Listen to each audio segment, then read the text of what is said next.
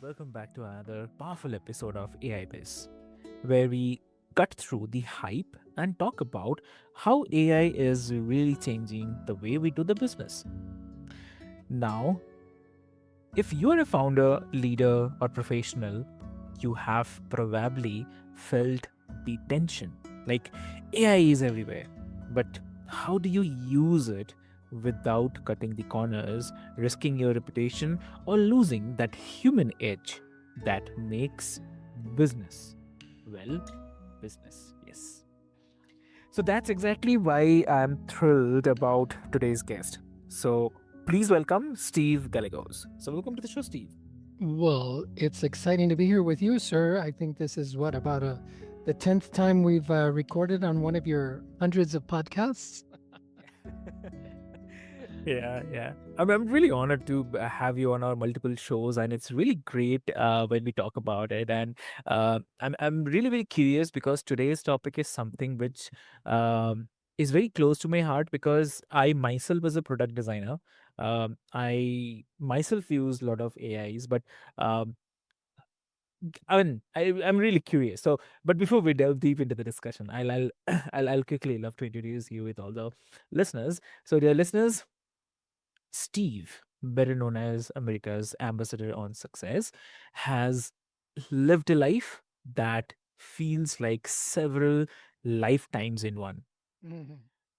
Yeah. So he's been a US Marine Sergeant, law enforcement officer, singer, songwriter, recording artist, board certified trial lawyer, published photographer, international speaker, and now a thought leader helping professionals rewrite the script of their lives and their careers. So, dear listeners, I believe you may be coming with this question that what makes him unique for today's conversation? So, well, is that he is unique because he bridges the two critical worlds: the legal, ethical lens, and the human transformational lens as well. So whether it's understanding like how to navigate AI responsibly or using it as a tool to reinvent leadership and the storytelling, Steve is here to help us explore not just what AI can do, but what it should do for people like you and me. So why to wait? Let's get started. Welcome to the show again, Steve. Well, thank you again, sir. Thank you for that introduction. And, you know, I love that you've created this podcast because it's something very valuable, right? In today's marketplace. And you're showing you are reflecting the trends and you are but not just reflecting the trends, but you're helping people uncover the multiple layers, and we haven't even started yet, right? AI is just Yeah.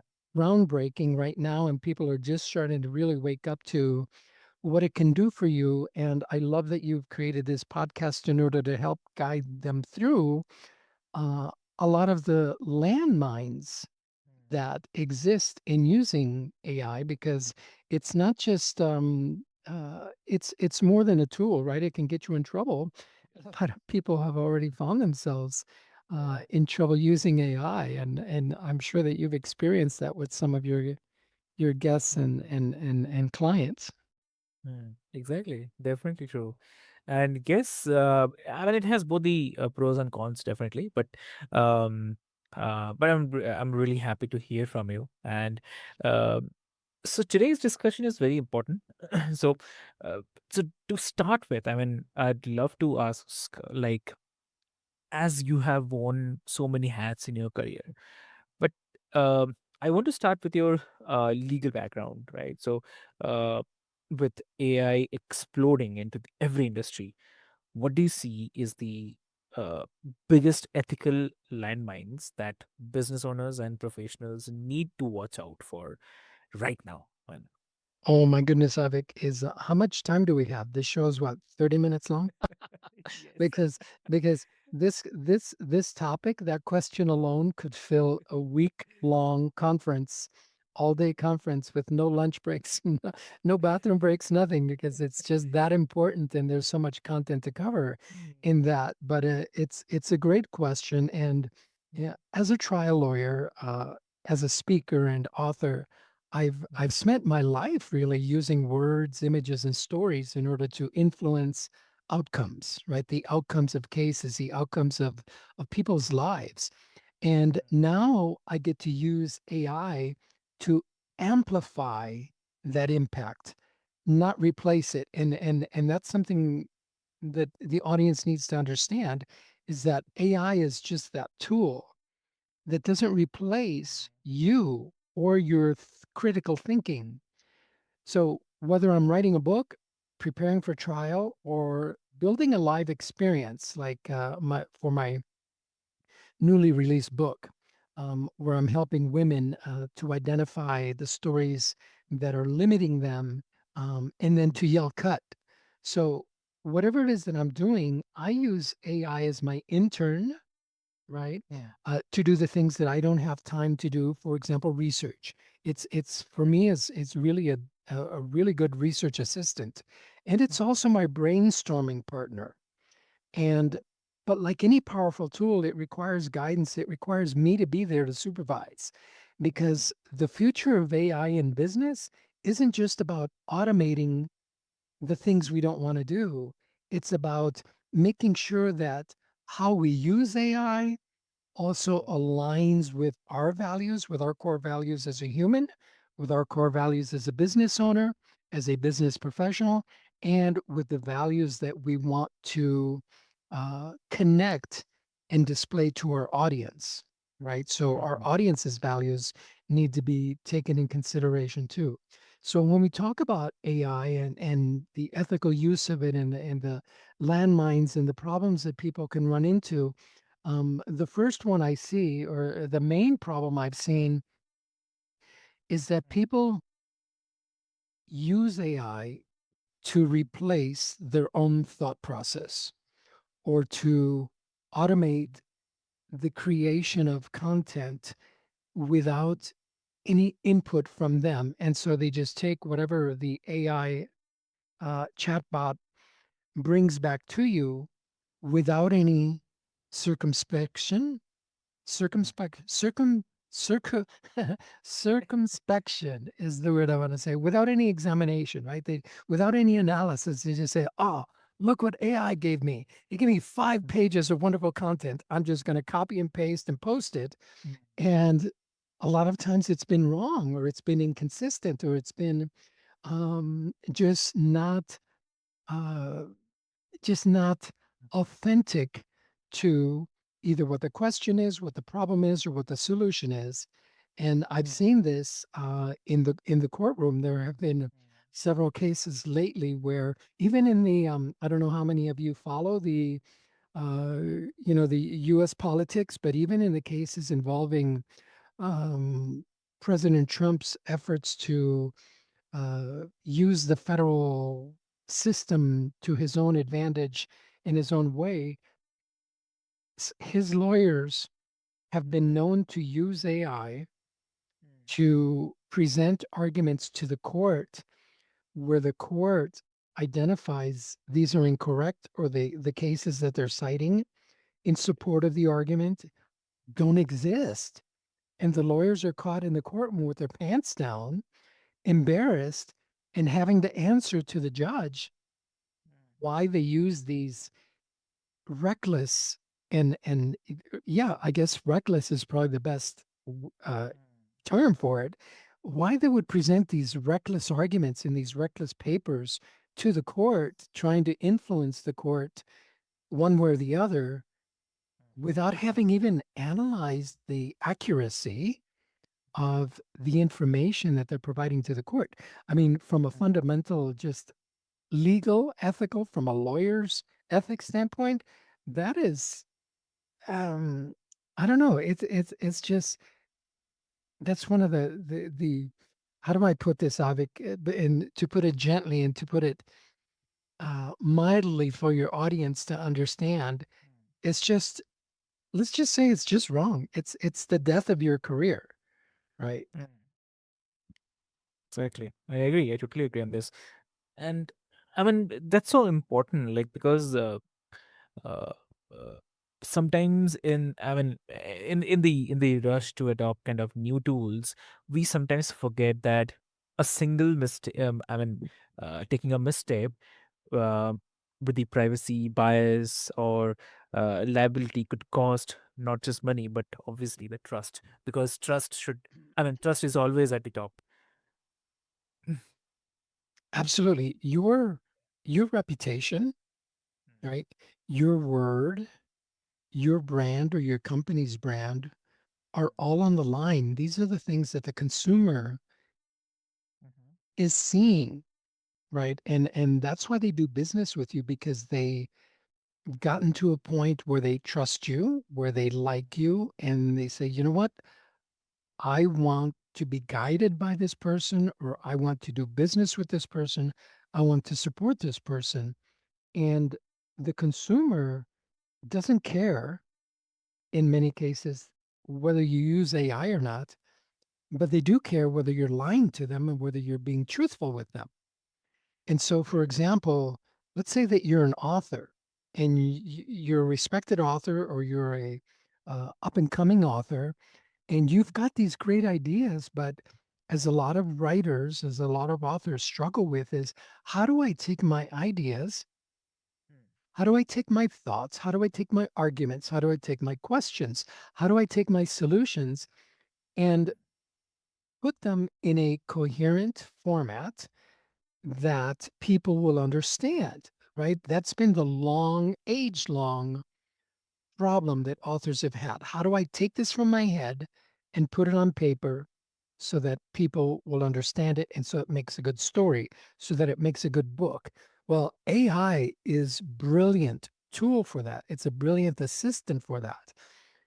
But the mistake that authors are making is thinking that simply sharing their ideas with ChatGPT and saying, write me 10 chapters on this topic, and then they just publish it as a book, right? Again, without analyzing, without using their critical analysis to determine whether or not the information that ChatGPT returned is in fact accurate. And so many authors have also written books, published them, and they've had their reputations ruined because people are reading this material and experts are reading this material and saying, This is just completely incorrect and wrong.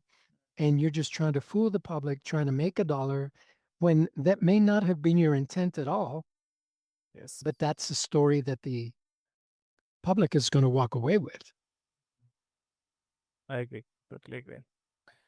And um like one of the angles you bring is helping people use AI without compromising integrity. So, I mean, that phrase really stuck with me. I mean, if you can share, like, what does it look like to actually lead with integrity in an AI powered model? World, basically. Yes. Repeat that question one more time, please. Okay. Something you say that helping people, you bring that is helping people use AI without compromising integrity. Mhm. So if you can share something like how it looked like actually, to lead with integrity rather than in an AI powered world.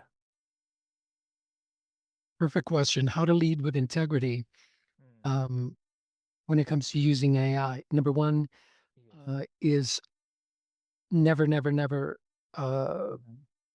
take Mhm. what AI has given you, whatever chatbot or whatever you might be using, one of these Mhm. programs that creates images.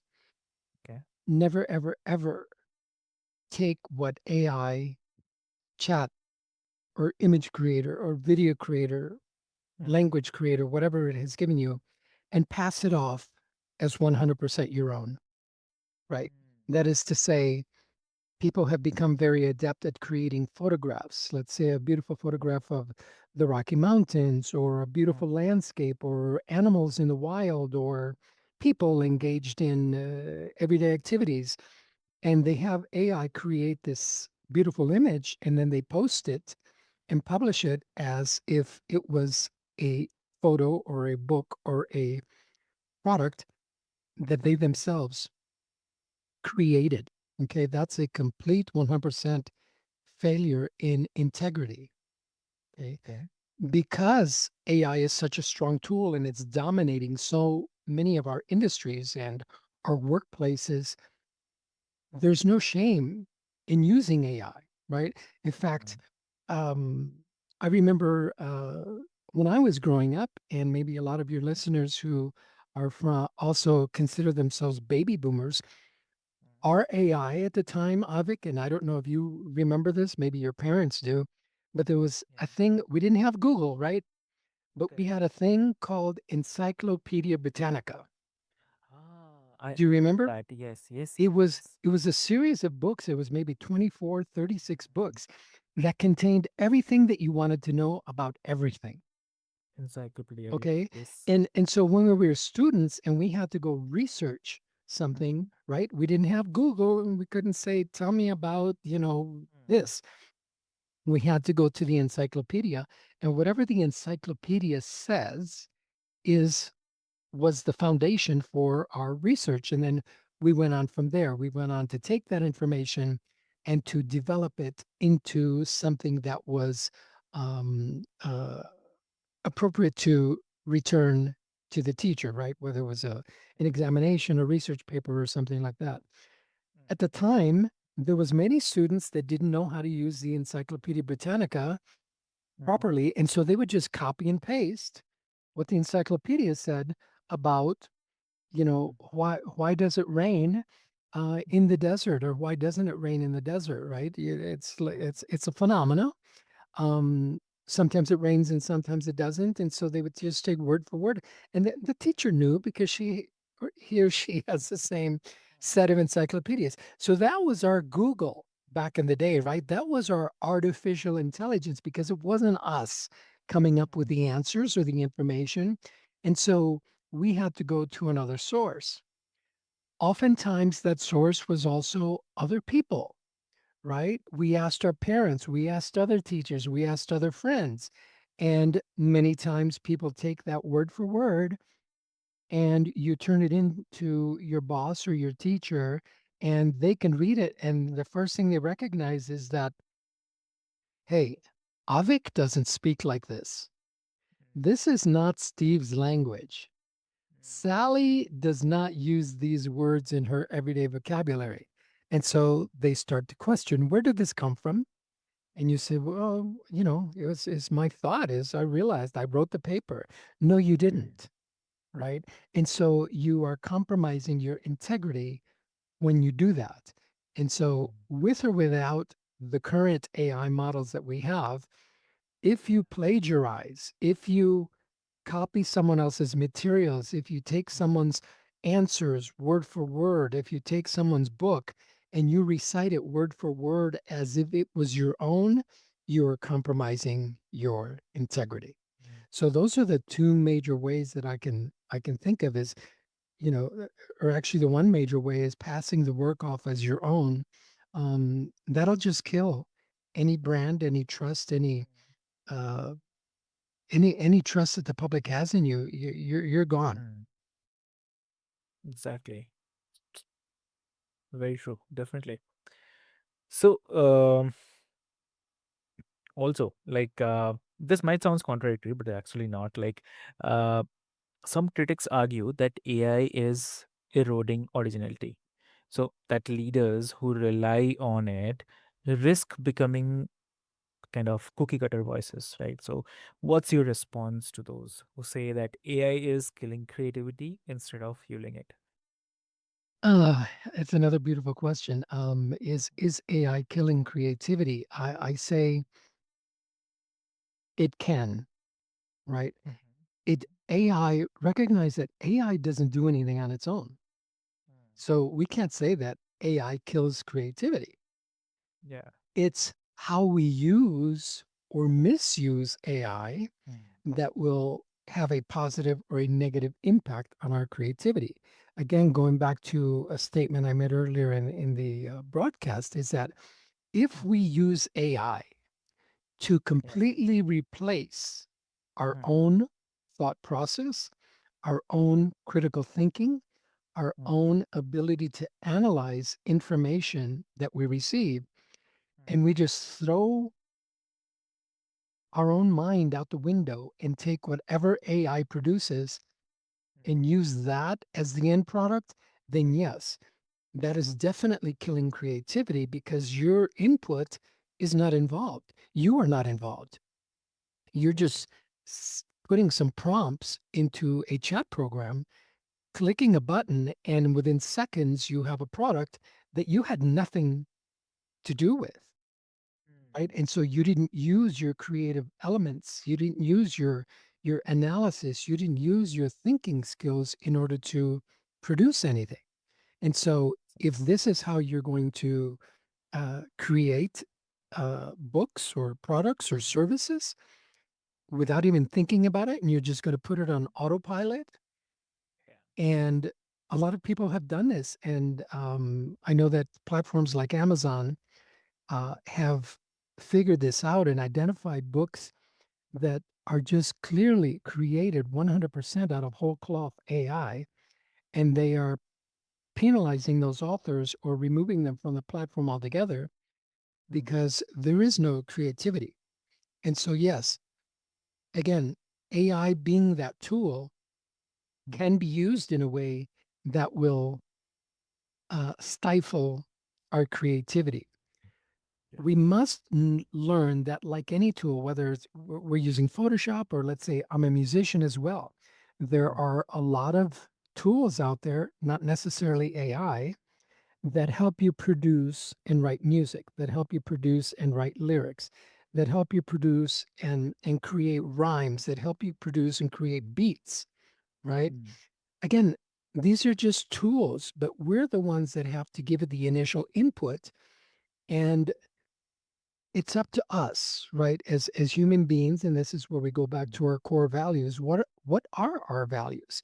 If we value trust and integrity and ethics and morals and transparency, then we will use these tools properly in order to produce something that will be valuable to the marketplace. But if we have AI component in it, we need to let the public know this part mm, was created by AI, or I used AI in order to assist with this, that, or the other.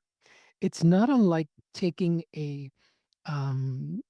going to the store and buying a cake mix, following the directions on that cake mix, right? yeah, Adding the eggs and the milk and the sugar, putting it together and say, here's the cake I made from scratch.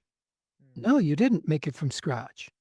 You brought ingredients to an already existing mix and you put it all together and you baked it. So you participated in it, but you didn't make it from scratch, right?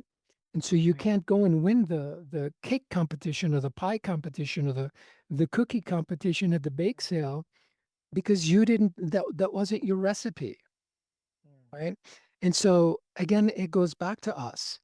Um, we I think that our creativity mm, can be enhanced, right? Because we can use AI. We can say, AI, help me structure this idea that I have that is just, because our heads are, we just get lots of thoughts and ideas. Let's say that, we're talking about a book or a piece of music and you have this idea for what it should sound like and what it should flow like, but you don't quite know how to put it together, right? Because music has a structure to it. At least popular music has a structure to it. When jazz, anything goes. But when we're talking about popular music, it has a structure. It has an A section, a B section, and a C section. And then you come back to the A section and you end the song, right? That is one structure. But if you don't know that, you can ask AI for help putting that together.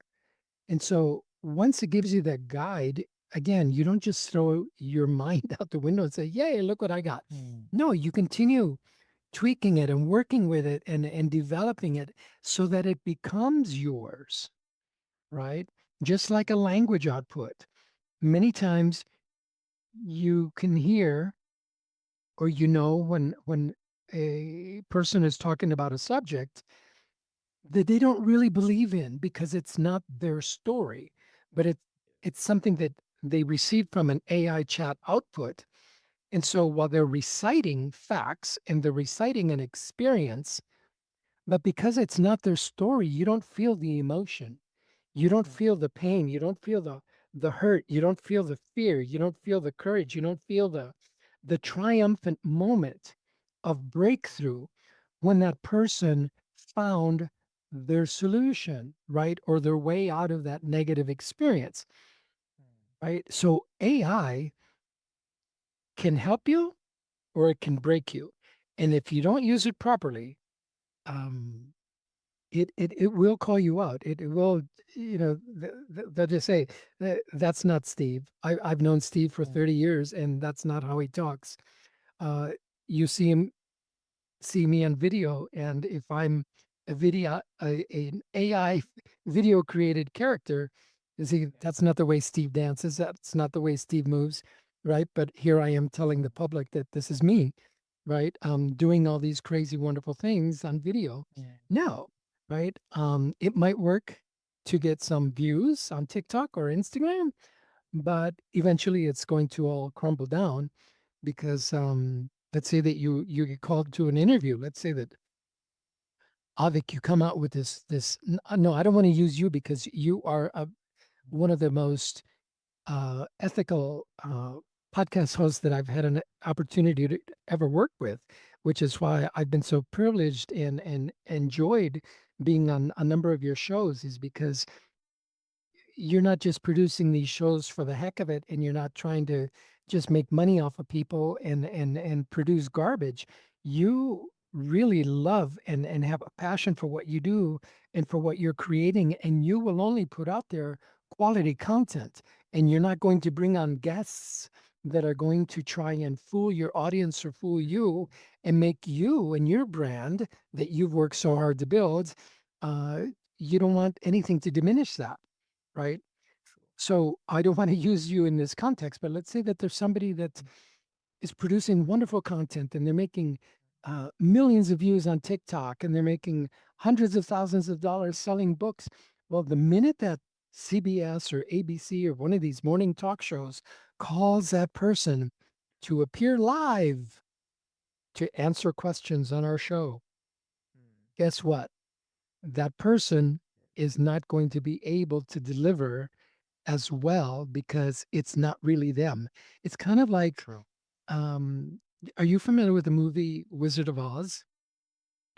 Uh, no, no. No, it's an American made film that was back in the I don't know 60s or so, where a character named Dorothy, she was a girl from a small town in Kansas, and she had a little dog, and she had three friends. One was a scarecrow, one was a tin man, and one was a lion. And to get and they were missing self-esteem, they were missing courage, they were missing leadership traits, and so they're missing their core identity, and they thought that they could go somewhere to this place called Oz that was lined with yellow gold bricks. They thought that if they could only get to Oz, that's where they would find heaven. That's where they would find their dreams. That's where all of their dreams would come true. That's where they would find who they truly were as people. And so they set off on this journey, Avik, through storms and rain and darkness in order to get to Oz. And when they get to Oz, Oz was a place, it was a city that was just gleaming with gold and rubies and diamonds and just shiny lights and beauty and green trees and those kinds of things. But when they got there, they found out that Oz was this scary old man that was making noise and pulling levers in order to create smoke to make himself the all-powerful one that could grant Hmm. Dorothy and her three friends Wow. their wishes and could make their dreams come true. So when they get to Oz and they found out that Oz doesn't really exist, Hmm. he's just a scary old man, they were very disappointed. But the lesson is that all this time, the things that they were looking for, they had it inside of them, right? And so all they needed to do was look deep inside to find that they already had what they thought that they were in search of, right? And so Yeah. this is going back to my point. If you are an individual that's creating content, putting content out there, creating a brand that is making yourself money or making yourself brilliant, and you think you're helping people with your content, but it's all based on AI, the Hmm. moment that you get called up on stage to talk about these stories and these experiences that you've never lived, but that you've created out of thin air using AI, you're going to be exposed just like Oz was exposed. True. You're going to be Very true. exposed and you're going to be ashamed and you're going to be ridiculed and you're going to be worse than anything. You're going to be called put on the defensive because now you're going to have to defend your actions. You're going to have to defend your point of view. You're going to have to defend why you did this to try and fool the public. And for any CEO, for any business owner, for any manager, for any entrepreneur, that is not a place you want to be. Yeah. Exactly. Wow. That's really awesome, I would say. And I know like time is constrained, but Steve, like this conversation is really, really eye-opening. And uh, I mean, not just about the legal or the ethical guardrails that we need around AI, but it's all about the opportunities to use it as a mirror, a coach, a creative partner in leadership. So that's really amazing. And for the listeners, I'd love to mention like please remember that AI is not just a shiny tool to chase, it's a force that can amplify your impact or compromise your integrity. So, uh, the difference depends on how intentional you are in using it. So, that's much important. So, uh, Steve, I have your details. I have your website and other details as well, which I'll put it into the show notes so that listeners can reach out to you, and if they want to have a discussion on the same, they can directly reach out to you. And with this hope, until next time, dear listeners, this is your host Avik, and this has been AI Biz. Stay sharp, stay ethical, and never forget that the most powerful algorithm that you'll ever run is the story that you choose to tell about yourself. So, thank you so much.